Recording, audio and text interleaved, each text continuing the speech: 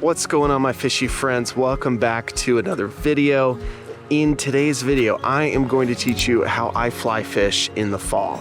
So during the fall, everything changes, everything shifts and adjusts. The weather changes, the river changes, food sources for trout shifts and adjusts, and trout have to adapt to all those changes.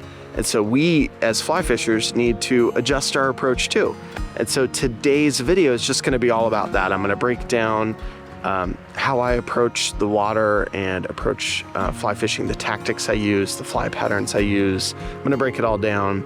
And this also is in a guide that I've written, a 12-page PDF. It should be linked below or in my bio. Check it out, it's free. And it just breaks down everything I'm going to go through in this video. I'm excited to bring you along and teach you what I know, teach you what I'm learning every season, and excited to hit the water. It's a beautiful fall day. It's a little chilly, and I'm excited to be out here and teach you what I know.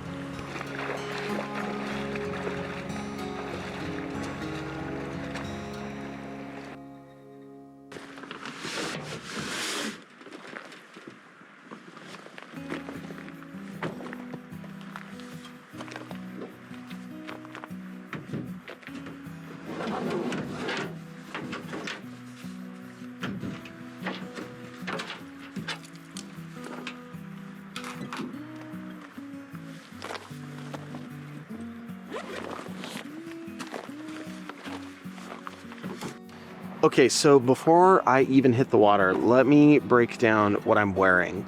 So in the fall, you deal with very big temperature swings throughout the day. So this morning when I got out here, it was almost freezing, very cold, but the sun's already coming up and it's already starting to warm up. So the name of the game in the fall is layering, right? You want to layer really well. And also bring a rain jacket. So I brought a rain jacket. There's no rain in the forecast, but I always bring a rain jacket with me throughout the fall.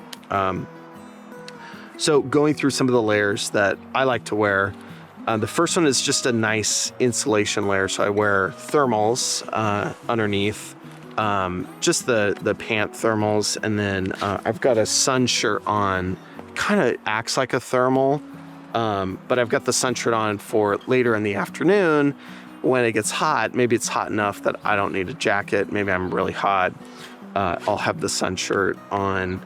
And then I just wear like technical pants, nothing too complicated. When it gets later in the fall, I'll wear insulated pants to keep me extra warm.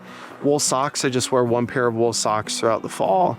Once we get into winter, I'll probably double up or maybe even use foot warmers in the winter when it's very cold. And then I've got my just a zip up. It's pretty lightweight, not too thick. I will bring a puffy jacket, like something more insulated later in the season before winter. But for now, like, this is perfectly fine. And then trying to think what else layer wise. I think that's it for layers. Hat, I'll bring a beanie too as backup. Sunglasses, of course, polarized sunglasses, and then waders. So throughout the summer, I love wet wading, but once you get into the fall, it's just cold enough that waders you're going to need waders, of course. And then this water in particular is a tailwater. It flows out below the bottom of the dam, and that's great for fish. Very stable, cool water temperature year round because of that, but it's very cold. And so waders are kind of a must. Otherwise, I'd have to be getting in and out of the water.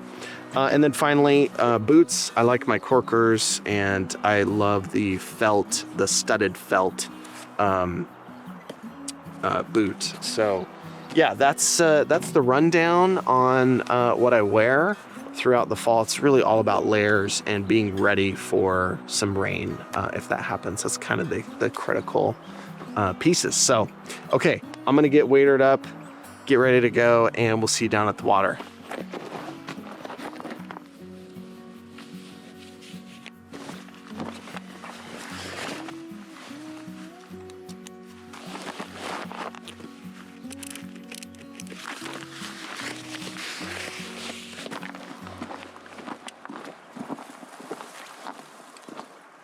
Okay, so in the intro, I talked about how the game changes in the fall, right? So each season there's going to be a shift that happens. And so the primary reasons for that shift happening in the fall is temps are dropping. We've got less sunlight. The days start to get shorter. And all of that is going to impact food sources in these river systems. So throughout the summer, you have a lot of terrestrials, a lot of grasshoppers or beetles, and other big bugs like that falling into rivers or emerging out of the water. And trout are really keyed into those food sources. But as the temps drop, those terrestrials start to drop off. And instead, you get a rise in blue-winged olives and midge activity, as well as other food sources. So once the brown trout start to spawn, or steelhead and salmon in some river systems, you have this massive amount of eggs flowing through these river systems, and trout really key into that. It's a super easy protein-rich meal. They can pack on a lot of pounds and weight by eating those eggs. They're plentiful in these river systems, so that becomes a big focus. And then, of course, little bait fish and minnows, leeches, things like that. And the reason why trout really key into some of those higher protein meals is they're trying to bulk up. They're trying to get ready for winter. They know the temps are starting to drop, less daylight. And so that kind of keys them into some shifts that they need to make to get ready for winter. And then brown trout in particular bulk up to get ready for the spawn. They also get a lot more aggressive and territorial. And so the feeding just starts to increase as they get ready for that. And so all of that is important to know so that we can match the hatch, so to speak. And I think about matching the hatch as broader than just keying into whatever bug is hatching. It's really about understanding what's happening in the river system that you're fishing and adapting your approach to that. And so that's what I'll talk about next, is what are some of those approaches that I like to use this time of year. Okay, so I talked about how the weather shifts happening in the fall change trout behavior and food sources. So, but now what about our approach? How should it impact our approach? So for me, I think about three things. The first one is I don't have to get up as early because I know that trout really aren't going to turn on until it warms up a little bit. Then you start to get a little bit more hatch activity. And so trout will tend to feed a little bit later in the day as compared to the summer, where in the summer, I'm getting up super early, 3:30 sometimes, to make sure I get to the spot in time for that prime feeding opportunity in the morning. So you can sleep in a little bit. The second thing is the streamer campaign.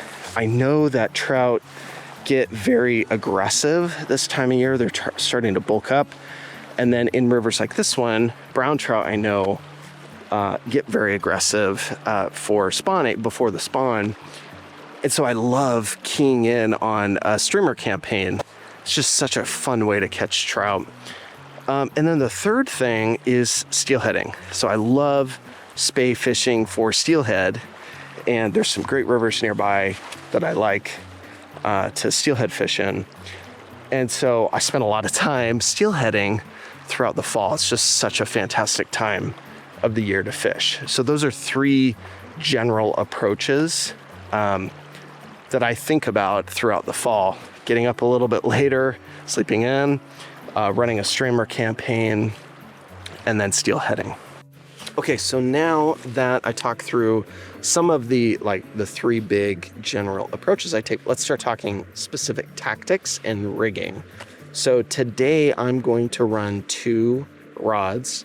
The first rod is going to be a streamer rod, and I'll show you how I rig that up. My thinking is, like I mentioned, I think the browns are going to be bulking up a little bit, maybe getting a little bit more aggressive this time of year, and so I love running streamers before the spawn. I'm a little bit before the spawn. And then the second one is going to be an indicator rig. So I haven't seen any trout rising, so I'm not going to focus on any dry fly techniques for now. And as I was walking along the riverbank, I saw a bunch of midge, small, tiny little midges coming up from the water, hatching. So there's some kind of small midge hatch happening right now, which is to be expected this time of year. And then I also know that there's caddis in this river system. And so I might use some kind of caddis nymph. I'll explain that when I set up that rod. But that's going to be the tactics I'm using today. It's all going to be subsurface. I don't see any fish rising right now. And yeah, so I'll walk you through how I set up those rods right now. Let's set up this streamer rod first. So this is it's just a cheap rod. It's a Cabela's 6-weight.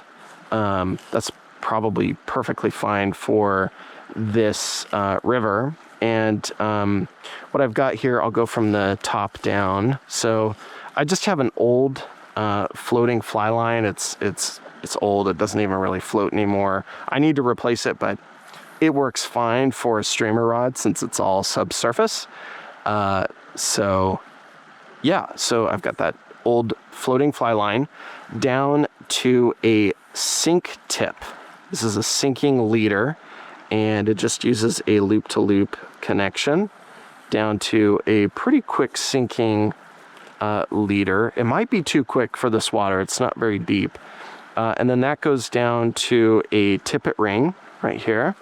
I'm not sure how well that's going to show up on the GoPro. Tippet ring. And then I've got 3X tippet down here. Some of these browns can get pretty big. And so I'm going to use 3X. I think that'll be fine. And then I'm going to put on probably a woolly bugger. I'll probably experiment with black and green, like this greenish brown olive. And so I'll put that on next. So a quick note on fly patterns. So every season, I typically will do a giveaway of a fly box and some seasonal fly patterns.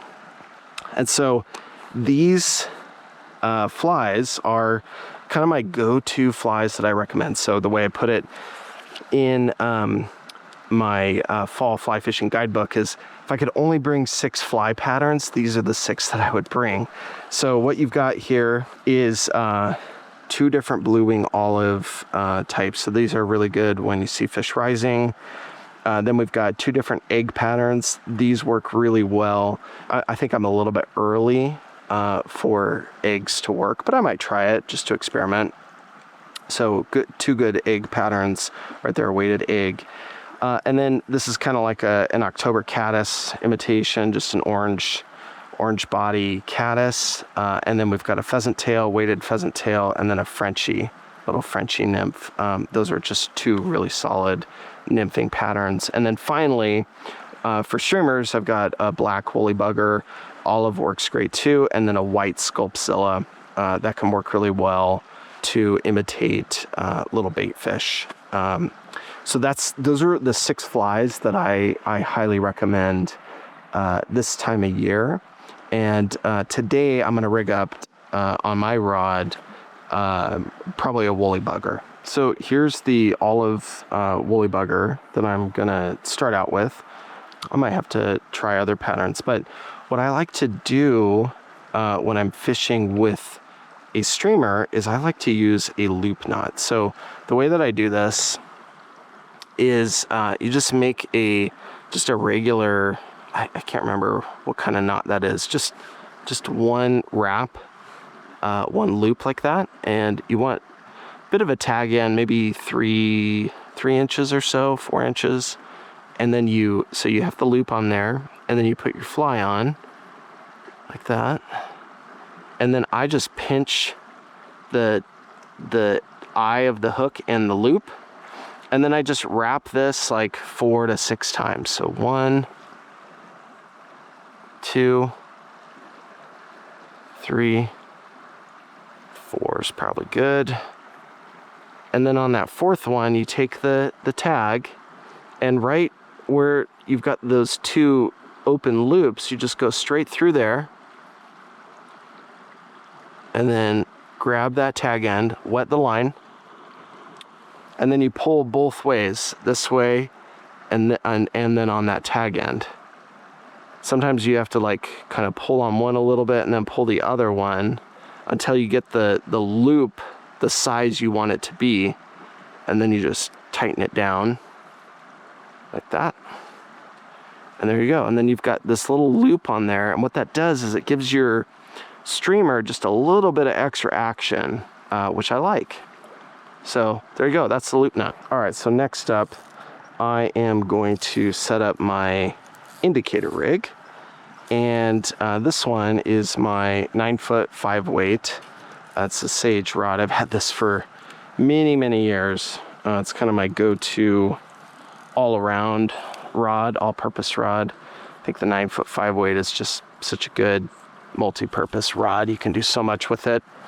And it works well in many, many rivers, maybe most rivers. So I like it, and I've been very happy with it. It served me well. So right now I'm just setting this up, getting my line through the eyelets. And maybe what you're seeing here, I like to pull my line through that way. That way if I drop my line, this almost acts as a brake, so your line doesn't kind of pull back through and you have to re-thread it all. So now what I've got here is I've got my floating fly line. I think it's a Scientific Angler's Infinity Smooth, if I remember right. I can't really remember. I've had it for a while. But then that goes down to a 9-foot 3X tapered leader.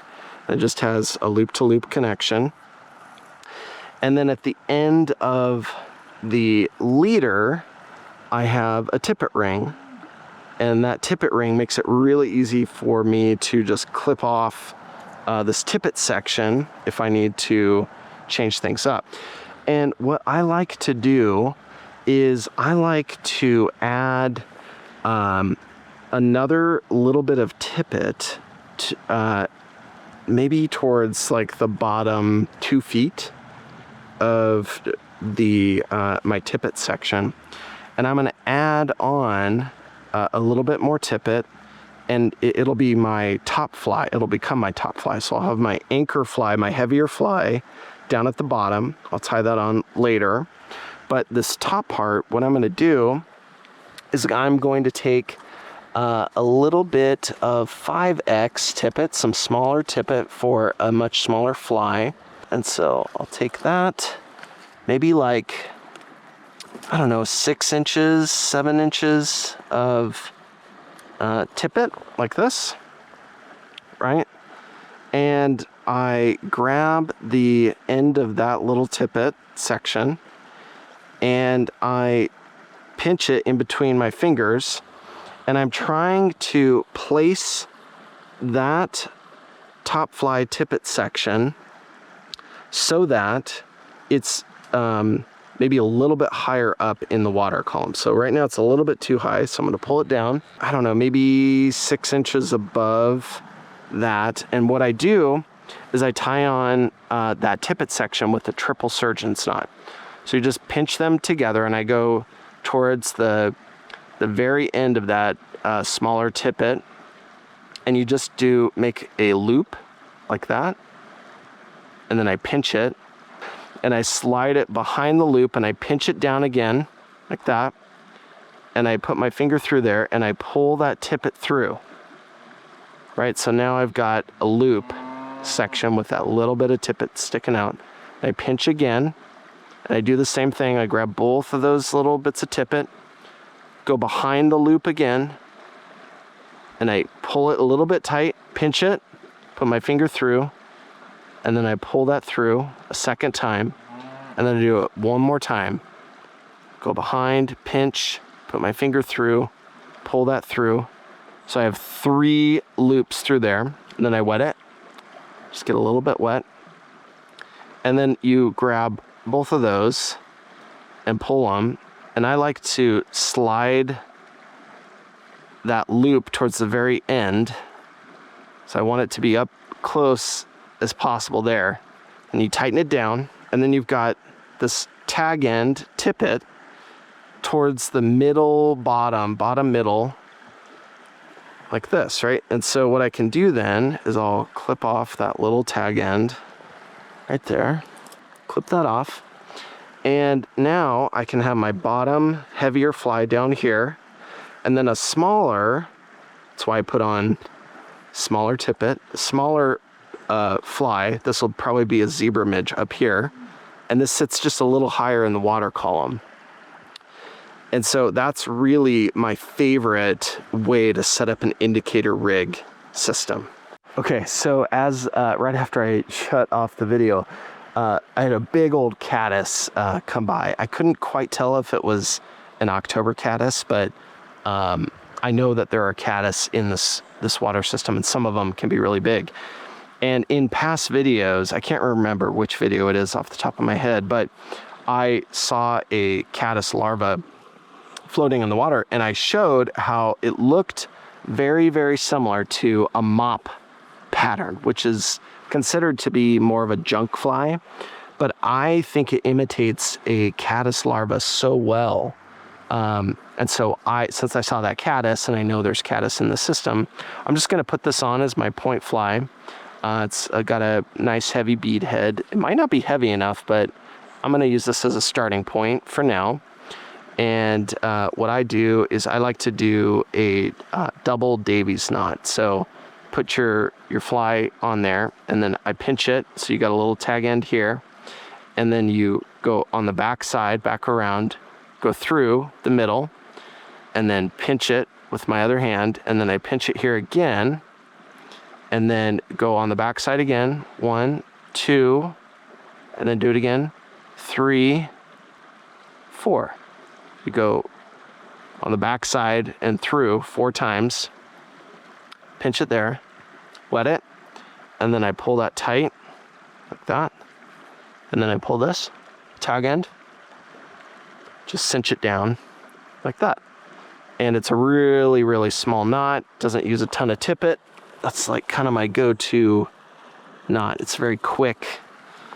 And yeah, okay, so now the top fly, I'm gonna use a very small zebra midge, and I think it's purple, but really the color doesn't matter so much, especially when you're at this size. But so this is 5X tippet versus 3X on the bottom fly, and same thing, do the double Davies knot. 1, 2, 3, 4, like that, pinch that, wet it, boom. And then I like to pull that tight, there we go, perfect. Clip that tag end off, and then this is just about ready to go. I just need to add an indicator, and then I am ready to fish. So I'll throw an indicator on, and then head into the water, do a little fishing. Excited to get out there. Okay, so to start out, I've got a riffle section here, and I'm just gonna kind of focus more on the bottom section here. So I'm gonna swing my streamer across the current and just let it swing all the way across, and just work down into that pool down by that cow. So we'll go see what that cow's up to. And yeah, I'm just gonna work my streamer through here really quick, moving really every cast. I'll cast, strip it in, or just let it swing, kind of changing up my streamer technique. Work this section really quick, and then I'll run my indicator rig through it, just to see what technique might be producing the best results. So let's do it.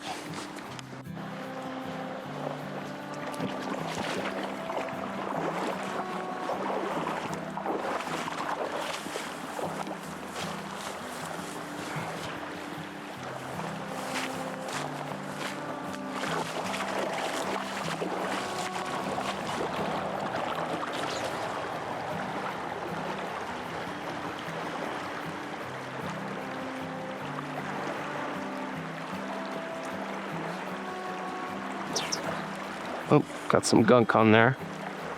It's gonna happen with streamers.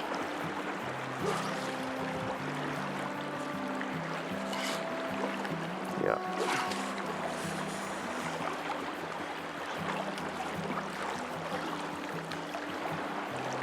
Oh, that's one thing I didn't talk about. So in the summer, you get a lot of vegetation growth. And then as the temperatures cool, that vegetation starts to die off. So I can see a lot of vegetation kind of breaking off. That's telling me it's probably starting to die off a little bit. Oop, may have been a bump actually. So what I'm doing, I'm just quartering off the river across this current and swinging it across. Oh, did I get some? Yeah, I got some gunk on there. Oh, came off. Okay, maybe it was vegetation. It's possible. But yeah, I'm just letting it swing across. Yeah, that was vegetation there. We'll see. I might have to adjust my approach, but I'm just gonna move pretty quickly, and then I just might have to use a nymph rig, or just keep it moving a little bit faster, so I'll strip it in more. If a brown's gonna hit this thing, it's usually gonna be pretty quick if they're gonna go for it. So vegetation again. Whew. Oh, PMD, or maybe that was a blue wing actually.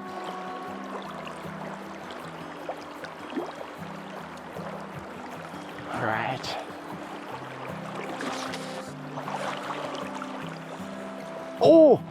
Oh, did you see that brown chasing? Oh man, I don't know if that showed up. Oh, that was so cool. It's a good sign.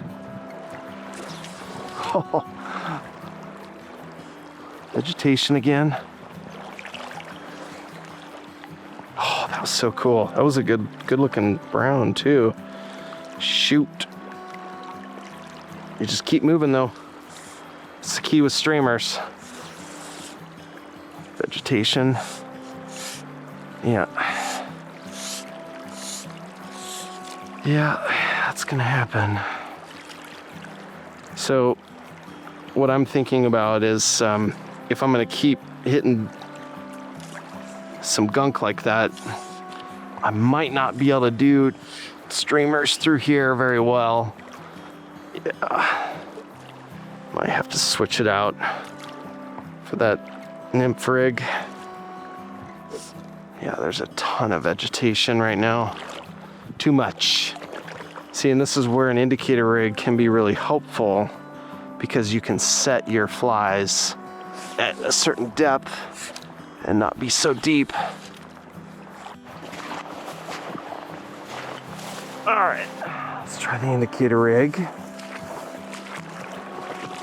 Check the depth here. I don't want to be that deep today. It's probably okay as a starting point. Wow, there are so many bugs out. I'm just covered in little mayflies. Pretty cool.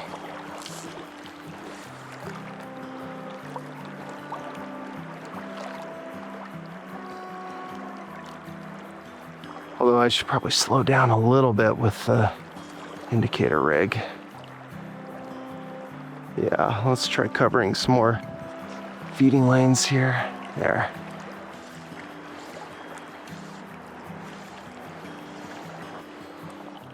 Look at all these mayflies. Wow.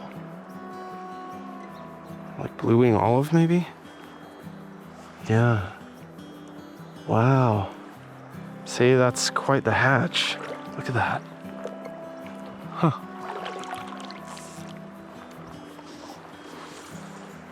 Man, they're everywhere.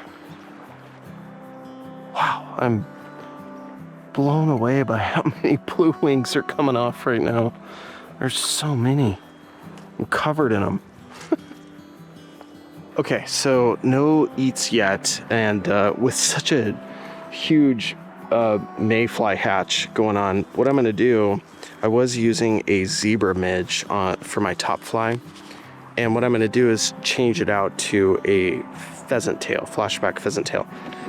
The reason why is it's just such a common fly pattern, but it does a good job of kind of looking like a mayfly, particularly because of the tail there. So one of the tips that I recommend is when you're changing your fly, change the size first. And so I've got 2 different size flies, so I think that counts. And then change the shape. So I'm going to go from a zebra midge to pheasant tail and see if that changes things up. We'll give that a shot.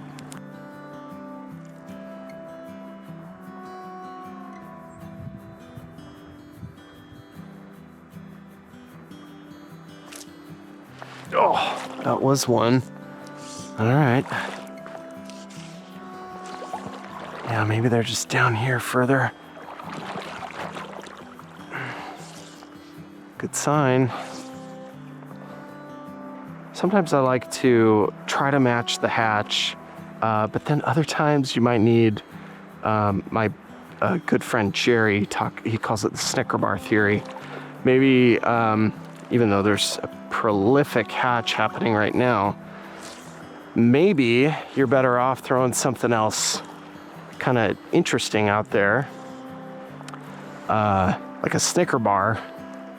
Not an actual Snicker bar, obviously, but something that's just unique, more of an attractor pattern. So I might do that at some point, but I gotta work this water a little bit. I'm just kind of working my way out. Ooh, eyes are down there. That's good, good sign.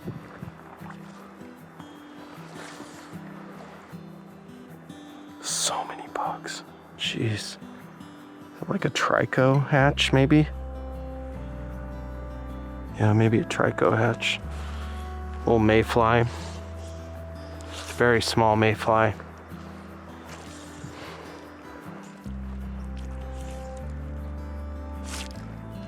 Oh, I think that was a fish. Oh man, missed it.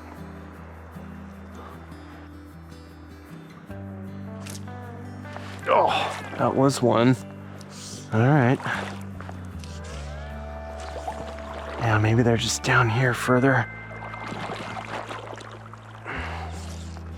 Good sign. Okay, so maybe they've just been down here, not up in the riffles. Fair enough. All right, so I'm going to reset.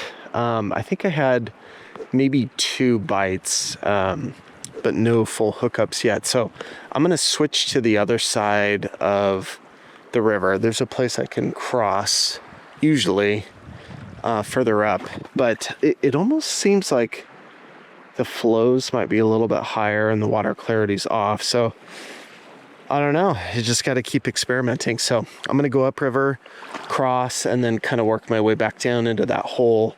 I did see trout jumping. So yeah, we'll see. You just got to keep experimenting.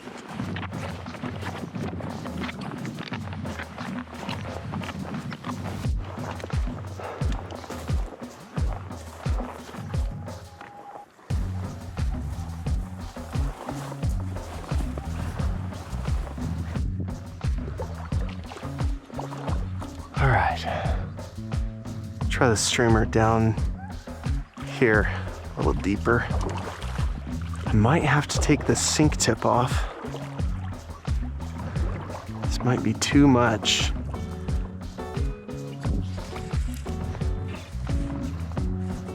Oh, there we go. Yeah. Nice. Ah, dang it.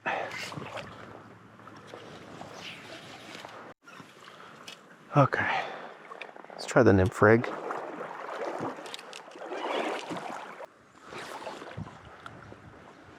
Well, I have yet to crack the code here. Thinking about just moving on. Okay. Let's change the fly. swapping it out. I'm trying an egg pattern. I still think it's too early. And then this is a mop fly. It's green. It's just really kind of an attractor pattern. So we will see. Just trying to go higher color because the water clarity's off so much. I don't know. Maybe these will stand out a little bit better. Give it a shot. There. All right. Oh, the egg? Okay. Interesting. That's very surprising to me. It just seems way too early in the season, but maybe some are starting to spawn. That is super surprising. Okay, good to know. Oh, great. It's like a rainbow. All right, so maybe it's the egg. Yeah, maybe they're already spawning. Super interesting. Very surprising to me. All right, finally on the board. Sometimes it's just that way. You got to keep experimenting and think outside the box a little bit. Try different things, try different spots, keep moving, keep experimenting. And even then, like, I don't know if I've got it dialed in to what they're eating. I may need to keep experimenting, but it's a good sign.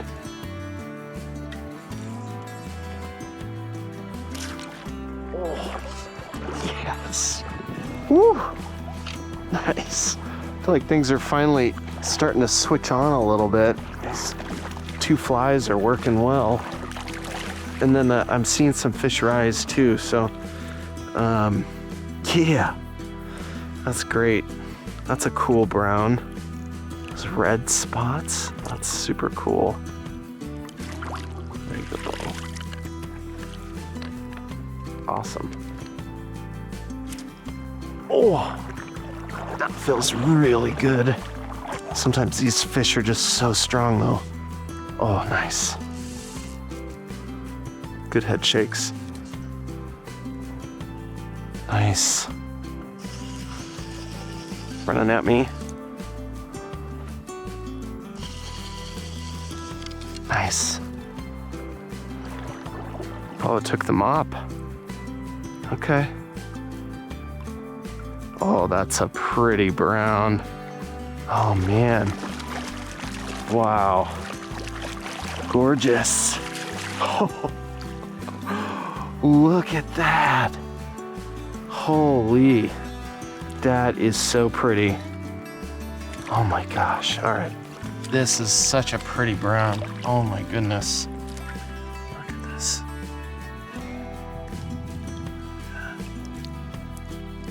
Awesome.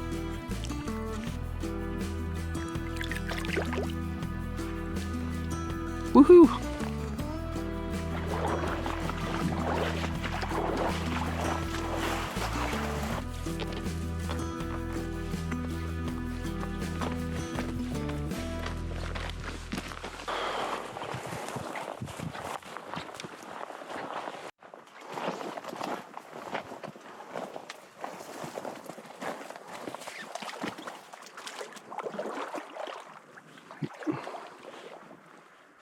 Yeah, I can tell the flows are up a bit.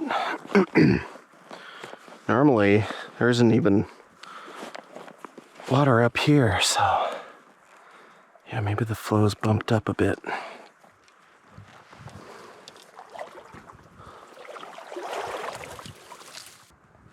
Oh, cool. You can see a heron down there. I don't know if it might be too far away for the GoPro, but those are so cool.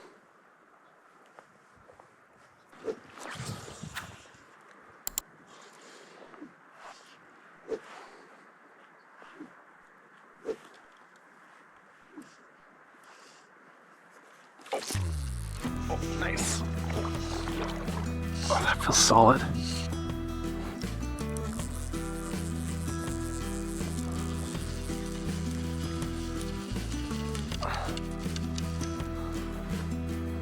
Yeah. Oh, nice.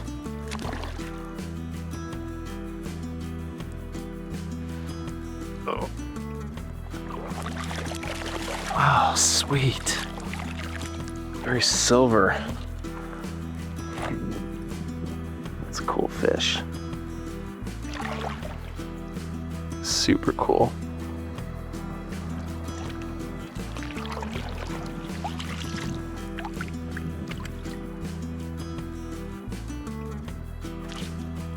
Yeah, nice.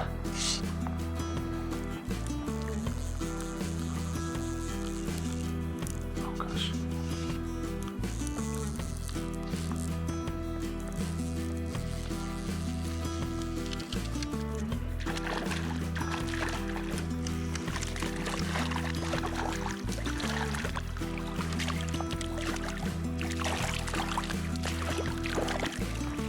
Go.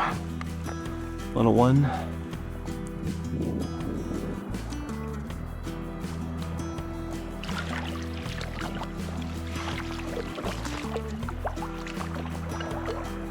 All right, so I'm hooking up a little bit, but I think I might be too shallow, so I'm gonna slide my indicator up a little.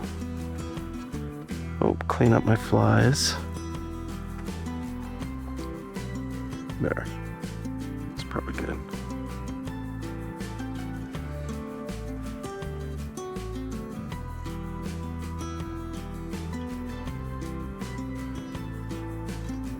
Okay. Cool.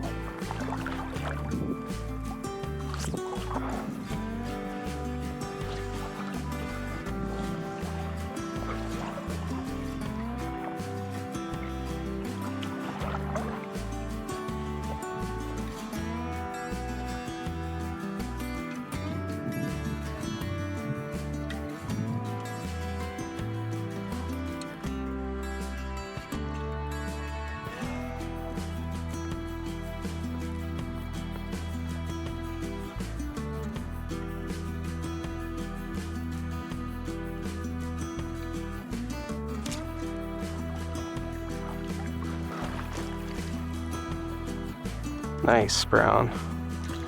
Oh, that's cool. Nice. Wow, that's awesome. Cool blues and stuff on there. Wow, that's cool.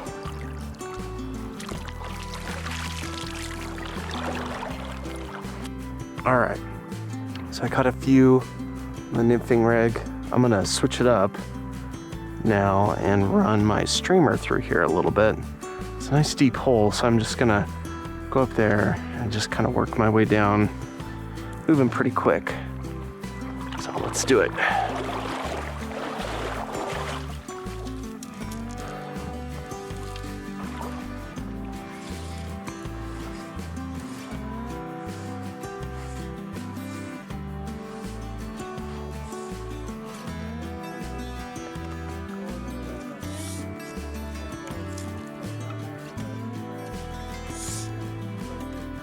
Oh, look, I just found a walking stick. Oh man, bummer. Looks pretty old, pretty beat up. Oh boy. Wonder if it's got anything, any identification on there. Looks pretty well used. If I could get it back to the person, that'd be great. But I think it's pretty old and beat up. It's probably not very sentimental compared to like a fly rod. I found a fly rod in the river earlier this year. I had a video go viral because of that, and it was a very special fly rod and reel. The guy who owned it had the fly rod for 18 years, the reel for 30, and he had taught his grandkids how to fly fish with it. And then we found the guy. I posted the video and we found the guy in 6 hours, which was so cool. So anyway, I don't think a waiting staff is going to be that important, but glad I found it. It cleaned up the river at least, so that's good. Anyway, I'm going to probably move to another new spot, and that might be my last spot for the day.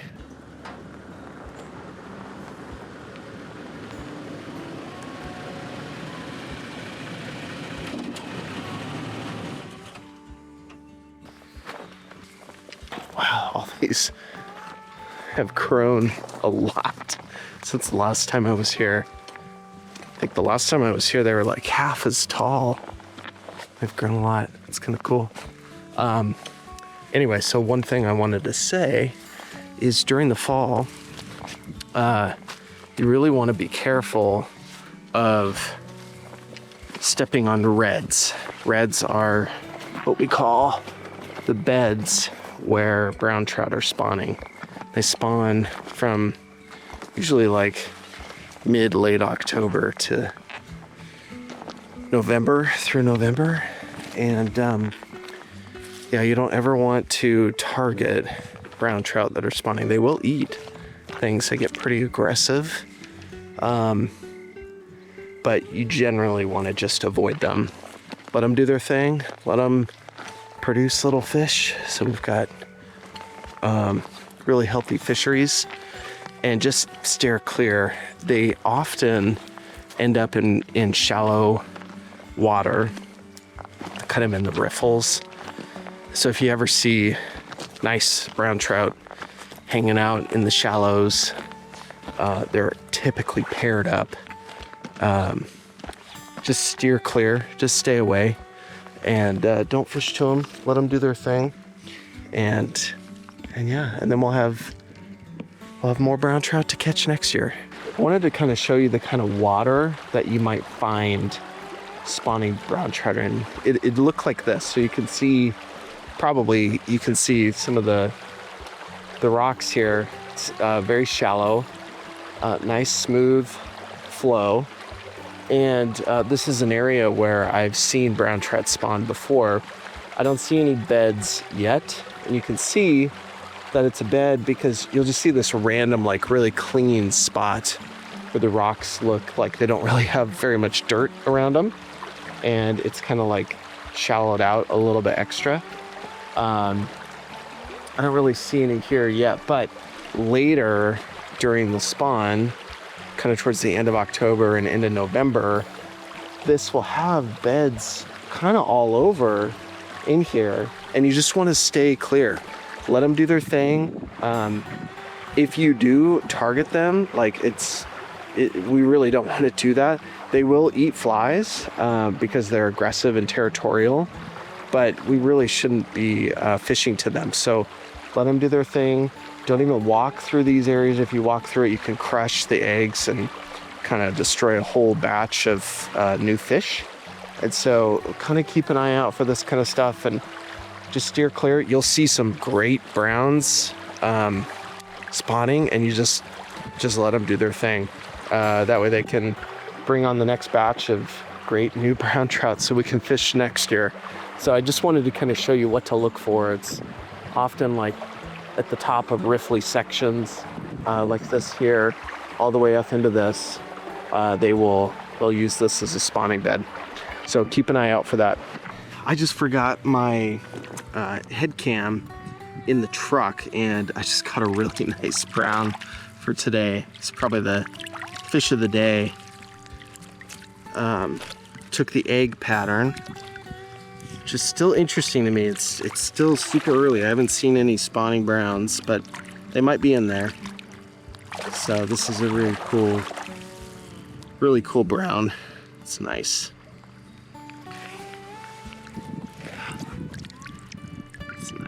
Nice little brown.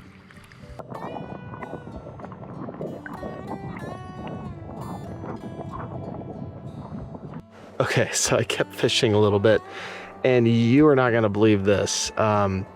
This river is primarily a brown trout river, but check out this rainbow I just caught.